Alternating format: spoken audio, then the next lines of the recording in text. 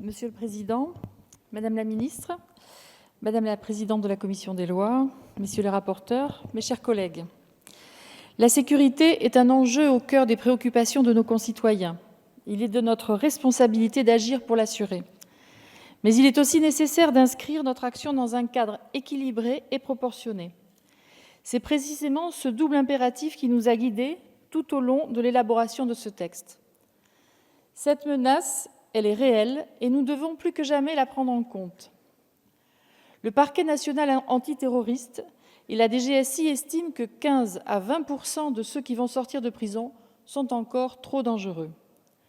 Sur un total de 250 personnes qui seront bientôt libérées, 50 sont fortement susceptibles de récidiver. Nous ne pouvons pas baisser la garde face à un tel risque.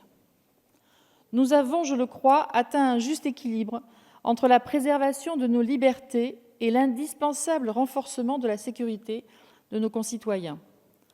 Entre une menace terroriste qui évolue et utilise de nouveaux outils de communication et de cryptage et les moyens que nous pouvons donner à nos services de renseignement pour assurer l'objectif de détection et de prévention des attaques qui pourraient être menées sur notre territoire. Nous avons également atteint un équilibre entre la rédemption et la réinsertion des terroristes ayant purgé leur peine et le nécessaire suivi de ceux qui présentent encore une menace pour notre société.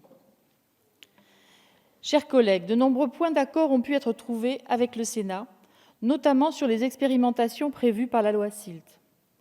Ne l'oublions pas, ces dispositifs ont contribué à déjouer près de 36 attentats depuis 2017.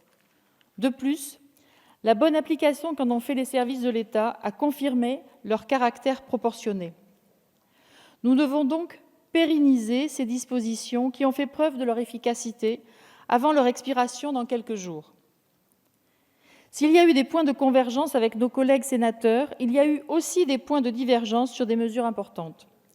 C'est la raison pour laquelle, hier en commission des lois, nous avons soutenu les amendements des rapporteurs visant à rétablir la rédaction adoptée en première lecture par notre Assemblée.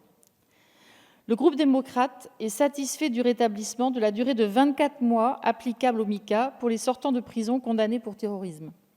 Il s'agit d'une mesure forte et nécessaire pour mettre en œuvre un suivi efficace des individus les plus dangereux. Pour rappel, Blandine Brocard, notre porte-parole du groupe Mouvement démocrate, avait porté en première lecture notre amendement visant à créer une nouvelle catégorie de mesures de sûreté afin de distinguer les situations. Nous avons donc conscience des interrogations juridiques, des inquiétudes constitutionnelles que peut poser cette disposition. Néanmoins, ne présumons pas de l'opposition du juge. Endossons notre rôle de législateur, débattons de l'opportunité des mesures que nous adoptons pour protéger nos concitoyens et laissons ensuite au Conseil constitutionnel, s'il en est saisi, le soin d'apprécier la sagesse de nos débats et la conformité à la Constitution des dispositions que nous adoptons. Elles sont légitimes, nécessaires et proportionnées. Nous sommes par ailleurs satisfaits du rétablissement de la mesure judiciaire de prévention de la récidive terroriste et de réinsertion dans sa rédaction issue de la première lecture à l'Assemblée. La rédaction retenue en commission est un compromis satisfaisant entre l'impératif de prévention du terrorisme et la préservation des libertés. Enfin, je tiens à dire que le groupe démocrate a soutenu la disposition ajoutée en commission qui vise à prendre en compte la récente décision du Conseil constitutionnel en matière de transmission d'informations entre autorités administratives et services de renseignement. Cette nouvelle disposition permettra ainsi de mieux protéger les données personnelles des Français et d'encadrer l'activité du renseignement sans pour autant l'entraver.